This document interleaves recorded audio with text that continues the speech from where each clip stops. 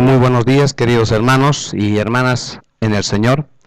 Que la paz de Él y su gozo esté en cada corazón. Hemos estado esperando y soñando, anhelando que este día pueda llegar. Y bueno, por la gracia del Señor estamos presentes aquí, como dijo el pastor Gregorio, desde los diferentes puntos de nuestro país. Dios tiene un pueblo, un remanente que por su gracia ha ido preservando, y estamos seguros que todavía hay muchos más creyentes hijos del Señor que están en otros lugares también, escuchando en esta ocasión por medio del internet, que es una facilidad hoy en día para que muchas personas puedan oír el Evangelio. Estaremos gozándonos en estos días, hoy, mañana y el día sábado, con siervos del Señor que simplemente porque el Señor tiene misericordia y gracia con sus hijos, pues Él hace posible que estén en medio de nosotros siervos que de verdad el Señor ha ido levantando en el tiempo. Por lo tanto, al estar iniciando en esta mañana, quiero que nos enfoquemos en el tema mismo o en el lema de nuestra conferencia que tenemos para este año, en gracia y verdad, y es el poder del Evangelio. Quiero llevar tu mirada a Romanos capítulo 1, versículos 16 y 17. Romanos 1, 16 y 17. Dice la palabra del Señor: porque no me avergüenzo del Evangelio, porque es poder de Dios para salvación a todo aquel que cree, al judío primeramente y también al griego. Porque en el Evangelio la justicia de Dios se revela por fe y para fe, como está escrito, mas el justo por la fe vivirá. Ahí donde estamos sentados, vamos a inclinar nuestros rostros y entregar ese tiempo al Señor. Padre eterno, venimos ante tu trono agradecidos por las múltiples bendiciones espirituales que recibimos de ti cada día. Gracias, Padre, porque has hecho posible que este día, Señor, sea un día pues separado para ti, un día en el cual podamos glorificar tu nombre, alabarte a ti, exaltarte, mi Dios. Pero también, Señor, hemos venido para escuchar tu palabra. Y por ello te suplicamos, Señor, que no solamente seamos oidores, sino también hacedores. Ayúdanos por medio de tu Espíritu, por medio de tu palabra, por medio de tu Hijo, a poder cumplir tus mandamientos, tus preceptos que tú nos has dado. Padre, te suplico también por cada uno de mis hermanos que están escuchando tu palabra, que tú puedas, Señor, tener sus corazones abiertos, sus corazones receptivos, su mente, Señor, para poder comprender, poder asimilar tu palabra, Señor, y que sea tu Espíritu, Señor, iluminándonos y guiándonos a poder comprender tu palabra. En Cristo Jesús, nuestro Señor y Salvador, te pedimos esto. Amén. Cuando abrimos la carta de Pablo a esta iglesia de Roma, estamos entrando a un tema muy importante y muy especial, que es la razón básicamente de lo que es el libro sagrado que Él nos ha dejado, de Génesis a Apocalipsis, la salvación del ser humano. Los que hemos tenido el gozo y el privilegio de estudiar esta carta, hemos podido comprender que nuestra salvación de principio a fin es obra totalmente de Dios. Y con ese pensamiento y con esa idea en esta mañana, pues vamos a comenzar esta serie de conferencias que tendremos, porque entendemos y creemos que solo Dios, por su gracia, puede hacer la obra de la salvación y también el poder vivir la vida cristiana cada día. ¿Por qué el Evangelio es el único remedio para salvar al hombre de su pecado? Estos dos versículos nos van a dar una explicación. En primer lugar, porque el Evangelio produce una marca inevitable, pero también el Evangelio causa una transformación increíble. Y finalmente estaremos estudiando y viendo el Evangelio imparte una justicia divina. Cuando vemos todas las asombrosas y maravillosas obras que Dios hace, nuestros corazones se regocijan y nuestros labios exaltan su nombre. Y aún ese hecho de glorificarle y exaltarle y alabarle, en realidad es nada delante de nuestro Padre eterno. El solo hecho de estar presentes en este lugar para alabarle, para glorificar su nombre y escuchar su palabra por medio de aquellos siervos a quienes Dios ha elegido por su santa voluntad. Ese hecho de estar presentes aquí, queridos hermanos, ya es suficiente razón para poder glorificarle al Señor. Porque esto solo puede hacer Dios, no lo puede hacer el hombre. En estos días nos gozaremos al escuchar la voz del Señor por medio de esos siervos que fueron llamados. No porque Dios haya visto en ellos virtud o mérito alguno, sino porque así le plació a nuestro Creador. Siervos que fueron llamados para proclamar las virtudes de aquel que nos llamó de las tinieblas a su luz admirable. Siervos que deben anunciar el Evangelio de poder. En esta sociedad, hermanos, en la que vemos cada vez el mundo va empeorando, podemos advertir y ver para una generación posterior que nada bueno podemos esperar para ellos. Un mundo, sin embargo, que no es diferente a los tiempos bíblicos. Si nosotros trasladamos nuestra mente, por ejemplo, a Génesis capítulo 6, los versículos 5 y también el versículo 11, la Escritura nos dice: y vio Jehová que la maldad de los hombres era mucha en la tierra, y que todo designio de pensamientos del corazón de ellos era de continuo solamente el mal. Dice solamente el mal. Y el versículo 11 va a decir: y se corrompió la tierra delante de Dios, y estaba la tierra llena de violencia. Maldad, corrupción y violencia caracterizaban la vida de los hombres de ese tiempo. Este cuadro, hermanos, que es tan devastador, es el mismo cuadro que hoy en día también tenemos. Con mucho asombro y dolor vemos cómo nuestra sociedad se va desmoronando día a día. Las naciones están experimentando diferentes sistemas de gobierno, creyendo y pensando que ese es el remedio para el ser humano. Las organizaciones internacionales, por medio de programas, van haciendo grandes esfuerzos por traer un mundo mejor. Y sin embargo, el mundo no cambia. Nada de todo aquello que hace el hombre tiene éxito. Y entonces podemos decir que es inevitable la decadencia moral y espiritual del mundo. La maldad, la corrupción y la violencia se han convertido en una pandemia difícil de poder detener en este tiempo. El problema no radica en el sistema o en el comportamiento externo del hombre. El problema está en el corazón del hombre. Alguien ha dicho acertadamente y con mucha razón: todo problema tiene un corazón, y el corazón de un problema es un problema del corazón, no es el sistema. El problema del ser humano está aquí adentro.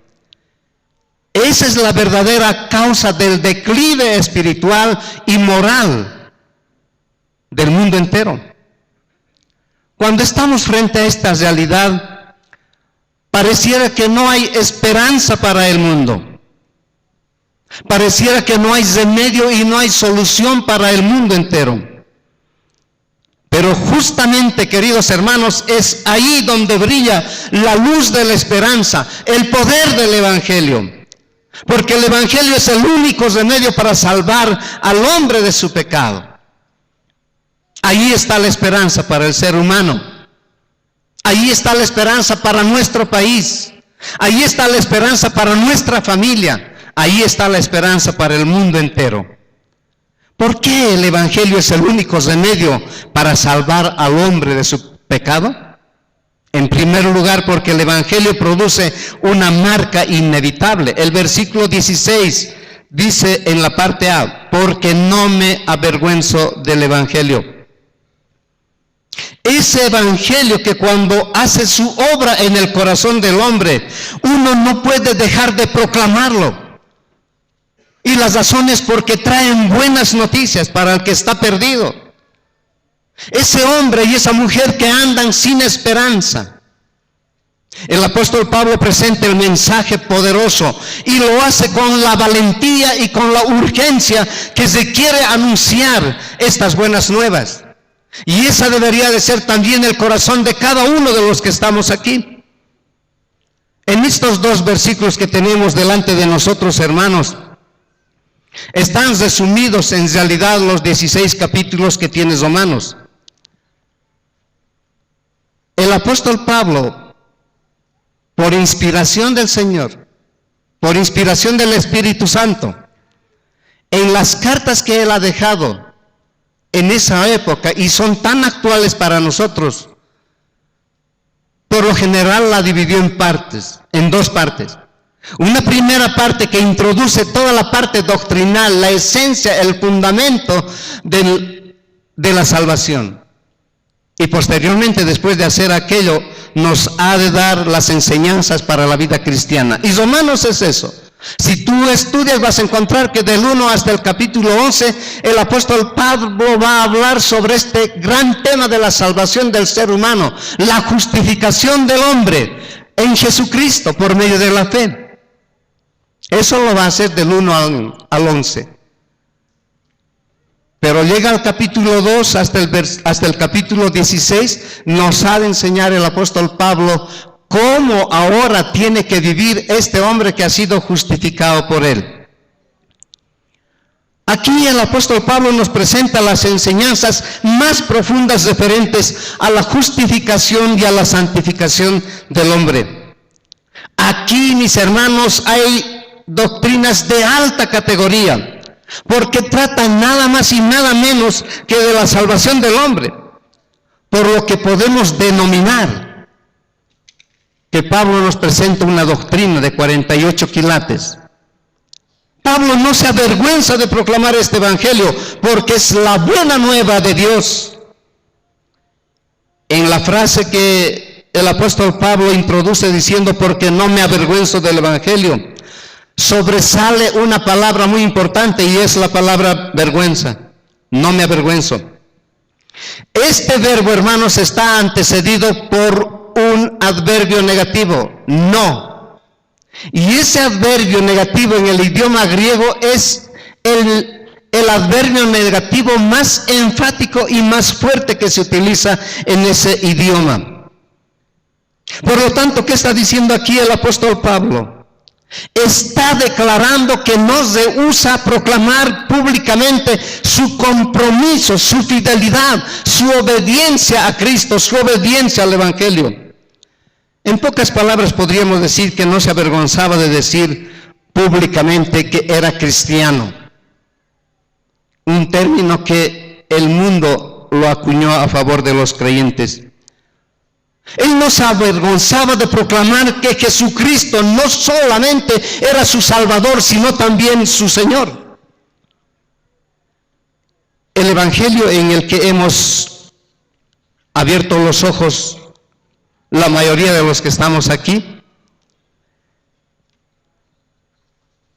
pues hemos llegado a escuchar un Evangelio diluido,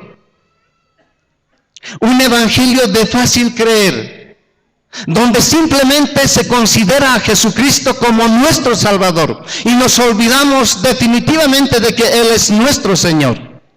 Pero Pablo no separaba estas dos cosas. Para él Jesucristo era su Salvador, pero también era su Señor.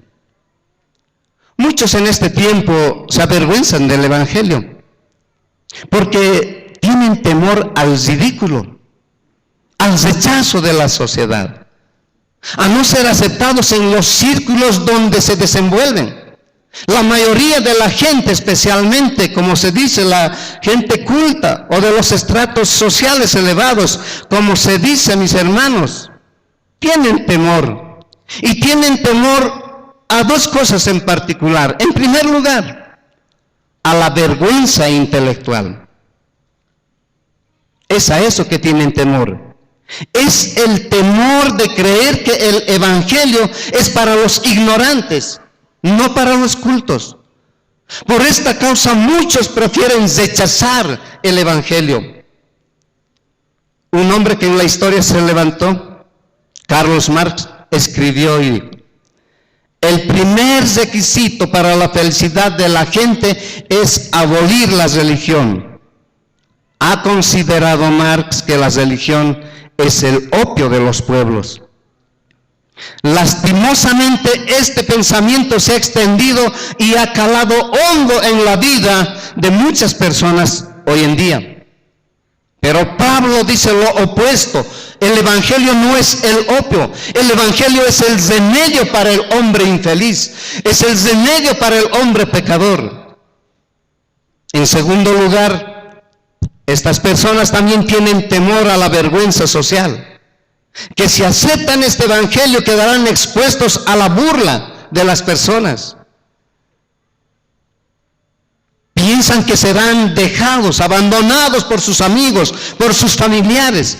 Piensan que al acudir al Evangelio perderán su dignidad. Piensan que serán ignorados, pasados por alto. Hay una historia que en la historia de la iglesia ha conmovido mi vida. Un siervo del Señor del primer siglo, que nunca se avergonzó del Evangelio y del Señor Jesucristo. Cuando se acercó el procónsul, le preguntó si él era Policarpo, que a propósito ese nombre quiere decir muchos frutos. Ojalá algún creyente, alguna pareja pudiera nombrar a su hijo, a su hija Policarpo o Policarpia, que quiere decir muchos frutos, y que vive muchos frutos para la gloria del Señor. Pero este era ese hombre, Policarpo, un siervo del Señor. Y cuando él admitió que era Policarpo, el procónsul le dijo: ten misericordia a tus años. Jura por la fortuna del César, retráctate y di, mueran los ateos. En ese tiempo, hermanos, los cristianos eran los ateos por no adorar al emperador. Pero Policarpo hizo un gesto, miró a la multitud que estaba delante de él, suspiró profundo, miró al cielo y señalando a la multitud gritó a voz en cuello: mueran los ateos. Sin embargo, el gobernador le apremió y le dijo: toma el juramento y te daré la libertad. Maldice a Cristo. Entonces Policarpo respondió: durante 86 años he sido su siervo y nunca me ha hecho mal alguno. ¿Cómo puedo blasfemar a mi rey que me ha salvado? ¿Cómo puedo blasfemar a mi rey que me ha salvado? A lo que el gobernante insistió diciendo: jura por la fortuna del César. Policarpo contestó: si piensas que puedo hacer esto pretendiendo que no sabes quién soy, escúchame con atención. Soy cristiano, y si quieres saber cuáles son las enseñanzas del cristianismo, dispón un día y las oirás. Esas fueron las palabras de Policarpo. Este siervo, hermanos, se quitó la ropa y se preparó para ser quemado como un holocausto aceptable y grato a los ojos de su Señor y Salvador. Antes de ser quemado, elevó una oración a su Padre. A pesar de las amenazas, este siervo no se avergonzó del Evangelio. A pesar de las amenazas, este siervo del Señor no se avergonzó de Jesucristo. Fue fiel hasta la muerte. Dios está buscando en este tiempo hombres y mujeres como Policarpo, que al igual que Pablo también jamás se avergonzaron del Evangelio. El Evangelio es la buena noticia de que no hay de qué avergonzarse. Y tú estás llamado para proclamar ese Evangelio de poder. Pero no solo eso, para Pablo también este Evangelio es capaz y tiene poder para transformar al hombre. El mismo versículo 16, la segunda parte nos dice, porque es poder de Dios para salvación a todo aquel que cree, al judío primeramente y también al griego. El Evangelio no solamente es para que nosotros podamos sentirnos fortalecidos y seamos valientes para proclamar, pero también el Evangelio causa una transformación increíble en el hombre.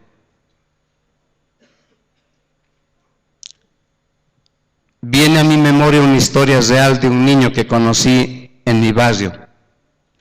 Su nombre era Luis. Lamentablemente este niño no tenía padre, era huérfano. Y para el colmo de los males, él era sordomudo. Sin embargo, a pesar de sus limitaciones físicas, intentaba ser un niño normal y alegre. En cierta ocasión, junto a otros niños, encontraron una pequeña masa de dinamita y la prepararon para hacerla explotar. Sus amigos le delegaron esa tarea a él. Entonces él agarró el fósforo, encendió la mecha y en fracción de segundos explotó. Las consecuencias fueron fatales. Ahora no solo era sordomudo, sino que también había perdido ahora una de las manos. Una pequeña masa, tal vez del tamaño de una arveja, provocó esta desgracia. Realmente, hermanos, la dinamita es poderosa. Yo sé que hay muchos de los que están aquí presentes que vienen de lugares y regiones donde conocen bastante sobre este tema, las minas. Pero Pablo nos habla de algo más poderoso, el Evangelio. Pero el Evangelio no es poderoso para causar daño al hombre. Al contrario, el Evangelio está para dar vida a los que están muertos en sus delitos y pecados. Esa es la obra que hace el Evangelio. En la frase, hermanos, porque es poder de Dios, sobresale la palabra poder. Y en el griego, y también es una transliteración de una palabra que lo utilizamos, dínamo. Y esa palabra significa, hermanos, poder dinámico. No equivale, sin embargo, a poder explosivo, aunque es de esta palabra que se deriva la palabra dinamita. Sin embargo, aquí no actúa como la dinamita que tiene poder para destruir después de una explosión. Más bien es como un generador de energía. Este poder proviene de Dios y esa es la razón y la causa por qué puede transformar al ser humano. Lo que equivale a decir, hermanos, que el poder del Evangelio proviene directamente de Dios. Por lo tanto, solo es Dios el que puede transformar al hombre que está hundido en su miseria. Nada puede hacer el hombre para ser cambiado por sí mismo. No puede hacer ningún aporte. Si la obra del Señor no está sobre esa persona, el hombre está perdido. Dios es todopoderoso. Él puede hacer y actuar como Él quiere. En su misericordia, Él ha decidido, en su bondad, en su gracia, usar su poder para salvar al hombre. Dios en su potencia, mis hermanos, podría borrar a todos los hombres de la faz de la tierra por su pecado, por su rebeldía, por su desobediencia a Él. ¿Acaso no dice la palabra del Señor en el Salmo 7, versículo 11? Ahí dice su palabra: Dios es juez justo, y Dios está airado contra el impío todos los días. Dios está enojado contra el pecador. Aquí hemos escuchado un evangelio también diferente en este tiempo. Y no somos culpables porque hemos abierto y nacido en esa clase de evangelio. Un evangelio que simplemente habla del amor de Dios. Dios te ama, Dios es amor. Pero la palabra del Señor dice que Dios está airado todos los días contra el impío. ¿Y quién es el impío? Es el pecador. Su pecado, mis hermanos, es suficiente para recibir su castigo. Pero miren el inmenso amor de Dios. Él decidió salvar al vil pecador. Y entre ellos estuvimos tú y yo. Y lo hizo por medio del evangelio. Lo hizo en Jesucristo por medio de la fe. La salvación es el objetivo de las buenas nuevas. La salvación viene del Señor. Y Dios provee a todo aquel que en Él cree. La palabra salvación en las Sagradas Escrituras es totalmente opuesta a las palabras perdición y ruina. Es lo contrario. Es lo opuesto, hermanos. El evangelio que nos hace libres de la ruina y la maldición de la muerte eterna. La salvación del evangelio, hermanos, es para vida eterna. Y todos los que estamos aquí, pues hemos experimentado por su gracia ese beneficio, ese favor. Esta preciosa y maravillosa obra ocurrirá cuando el Espíritu de Dios, cuando el Espíritu del Señor obre en los corazones de los hombres. Es por esta razón que el apóstol Pablo añade diciendo: a todo aquel que cree. Es verdad que el evangelio que ha sido presentado por Pablo, mis hermanos, puede salvar a cualquier ser humano. Dios puede llamar a cualquiera, y sin embargo no todos responden a ese llamado. En este pasaje que tenemos en la Escritura, tenemos una hermosa invitación a venir a Él y experimentar esa salvación. Pero también nos está presentando que el que rechaza ya está condenado. Este es el evangelio de poder. Ese evangelio que es capaz de transformar al hombre. El apóstol Pablo, él mismo en su propia vida, había experimentado que este evangelio cambió y transformó su vida totalmente.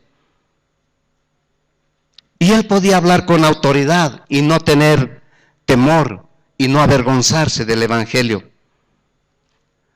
Debemos ser claros, sin embargo. En las Escrituras no hallamos a las personas que sean llamadas cristianas a consecuencia de haber pasado por algún rito o por haber nacido tal vez de padres cristianos en una familia cristiana o por pertenecer a una iglesia, ser miembro de repente de alguna denominación. Es solo por el poder del evangelio que es capaz de que el hombre llegue a ser hijo de Dios. En ese tiempo, cuando Pablo estaba escribiendo esta carta, hermanos, el imperio romano se jactaba de su poder.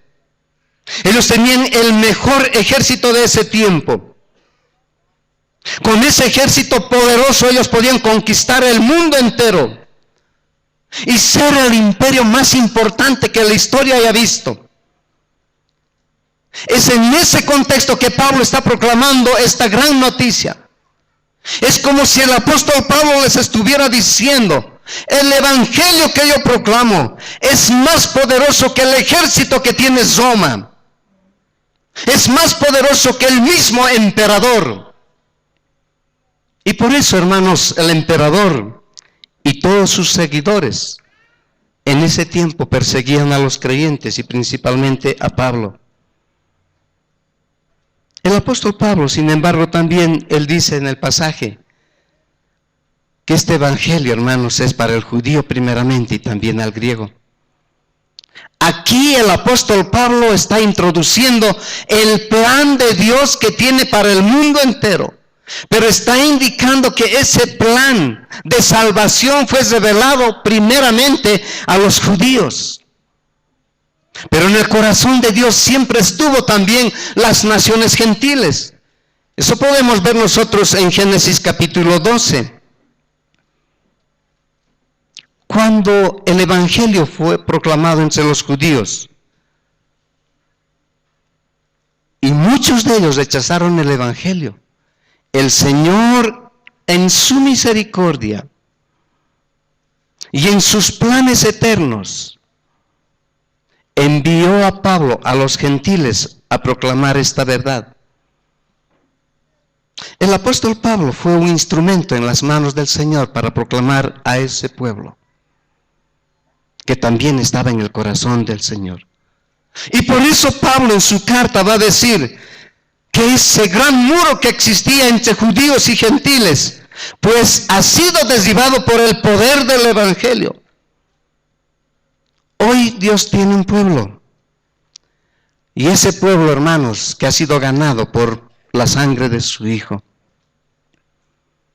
Y finalmente, en el versículo 17, el apóstol Pablo dice: porque en el evangelio la justicia de Dios se revela por fe y para fe, como está escrito: mas el justo por la fe vivirá. ¿Por qué el evangelio es el único remedio para salvar al hombre de su pecado? Porque el evangelio imparte una justicia divina. Eso dice el versículo 17. El hombre tiene un problema serio. Y ese problema que tiene es que él piensa que es justo. Piensa que es suficientemente bondadoso. Y que todo lo que él hace es suficiente para ser aceptado delante de Dios. Ese es el pensamiento del ser humano. Pero el Señor dijo ahí en Mateo 5:20, ¿te recuerdas tú? Estaba la multitud, estaban los fariseos y estaban los escribas.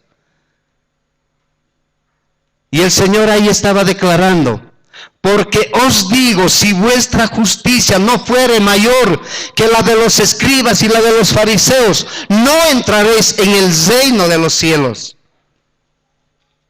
Hermanos, Dios demanda una justicia mayor que la de los escribas, mayor que de los fariseos.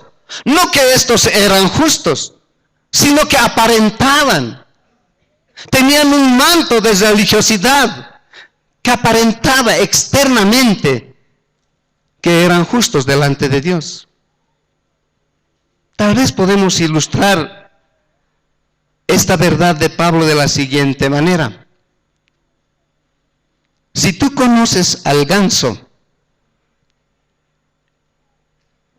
este animal, ganso, ha sido siempre un nombre de reproche. Darwin dice: esta ave merece más observaciones porque ninguna otra ave domesticada desde la edad antigua ha variado tampoco. Parece que al paso de los siglos no ha mejorado al ganso nada de lo que ha sucedido en los cambios tecnológicos. Nada de lo que el hombre ha experimentado. Ganso, este animal sigue siendo lo que fue. Así es la naturaleza no renovada del hombre. Esa es la condición del ser humano. Y no cambiará jamás. Solo es por la justicia de Dios que es revelado al hombre que puede ser transformado. Solo por la justicia de Dios. La fe activa el poder divino que trae la salvación. La fe, un elemento importante dentro de la salvación. Y en ese acto soberano la justicia de Dios se revela en palabras más sencillas. Podemos decir, la justicia que viene de Dios al ser humano. Eso quiere decir, hermanos, que Dios imparte su propia justicia a aquellos que creen en Él. Por lo tanto, no es solamente una justicia que se revela, sino que se le acredita a aquellos que se han rendido delante de Él. Por eso la palabra va a decir en Romanos capítulo 4, verso 5. Mas al que no obra, si no cree en aquel que justifica al impío, su fe le es contada por justicia. Esta misma verdad Pablo lo dice en Filipenses 3, 8 y 9, de su propia experiencia, hablando el apóstol Pablo. Y ciertamente aún estimo todas las cosas como pérdida por la experiencia, por la excelencia del conocimiento de Cristo Jesús. Y dice, mi Señor. ¿Pueden advertir ustedes que Él siempre está uniendo las dos cosas? Su Salvador y su Señor. Y dice, por amor del cual lo he perdido todo y lo tengo por basura para ganar a Cristo. Y declara él mismo y dice, y ser hallado en Él, no teniendo mi propia justicia. No teniendo mi propia justicia, que es por la ley, sino la que es por la fe de Cristo. La justicia que es de Dios por la fe. Si la justicia de Dios no nos alcanza, hermanos, es imposible entrar en el reino de los cielos. Pero gracias al Señor en su gracia, Él no solamente reveló su justicia, nos acreditó, nos atribuyó su justicia a nosotros que no merecemos. Y ya casi al terminar, Pablo dice algo muy importante. La justicia de Dios se revela por fe y para fe. La frase por fe y para fe quiere decir que no se trata de un acto que se realiza una sola vez. Está hablando, hermanos, de un estilo de vida. Es decir, que el creyente verdadero, el creyente genuino, que ha sido regenerado por la gracia del Señor, vivirá de principio a fin por fe. Eso es lo que está declarando el apóstol Pablo. Ese es su estilo de vida de cada hijo del Señor. Vivir por fe. Solo cuando un hombre se acoge a la gracia que Dios le ofrece a través de Jesucristo, y claro, por medio del Evangelio, es cuando esta persona será recubierto de la justicia de Dios. Es entonces cuando un pecador será declarado justo y aceptado delante de Dios. Miren lo que dice en Romanos capítulo 3, verso 20 al 24. Ya que por las obras de la ley ningún ser humano será justificado delante de Él. Porque por medio de la ley es el conocimiento del pecado. Pero ahora, aparte de la ley, se ha manifestado la justicia de Dios, testificada por la ley y por los profetas. La justicia de Dios por medio de la fe en Jesucristo, para todos los que creen en Él, porque no hay diferencia, por cuanto todos pecaron y están destituidos de la gloria de Dios, siendo justificados gratuitamente por su gracia, mediante la redención que es en Cristo Jesús. ¿Puedes ver que hay algo de la obra humana en el plan de salvación? Pues no lo hay. Es obra completa que el Señor hace. Para entender un poco mejor podemos ilustrar de la siguiente manera. es un hecho bien conocido. Y aunque es una maravilla cada vez mayor que una oruga, ustedes conocen una oruga, cambie a mariposa. Hay desde luego poca semejanza entre ambas cosas. Pero cada mariposa ha sido una oruga en el pasado.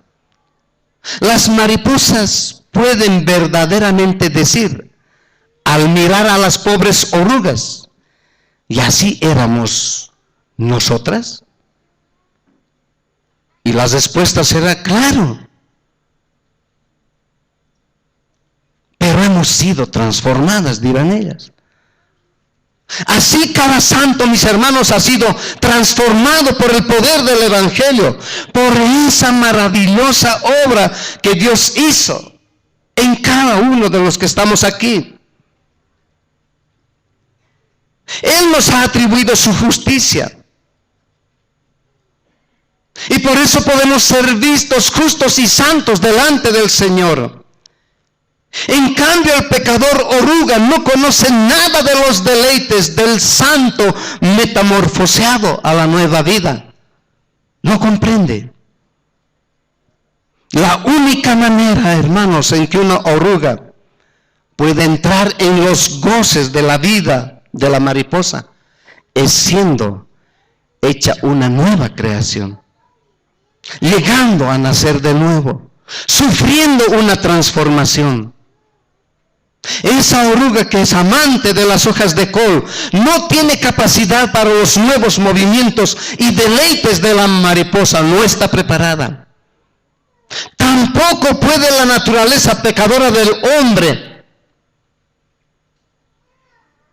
entrar, gozar y disfrutar y deleitarse de las cosas de Dios sin antes haber sido justificado por Él. Por lo tanto, la respuesta al problema del hombre es el Evangelio.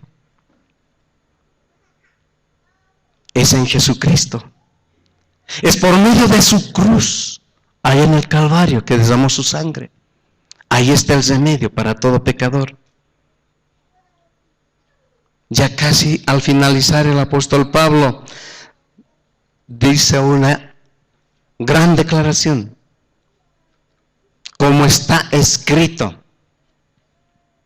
Lo que quiere decir Pablo está diciendo, ha sido escrito y permanece así, no cambiará para nada. Eso es lo que está diciendo Pablo. Esa es la gran declaración que Pablo está haciendo.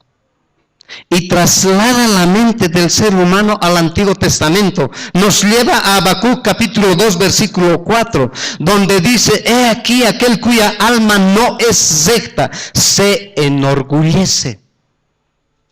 El hombre que vive separado del Señor vive así. Y va a declarar Habacuc, mas el justo por su fe vivirá. Lo que aquí Habacuc y Pablo están diciendo, hermanos, que la doctrina de la justificación por la fe no nace en el Nuevo Testamento. Ese fue el plan desde un principio.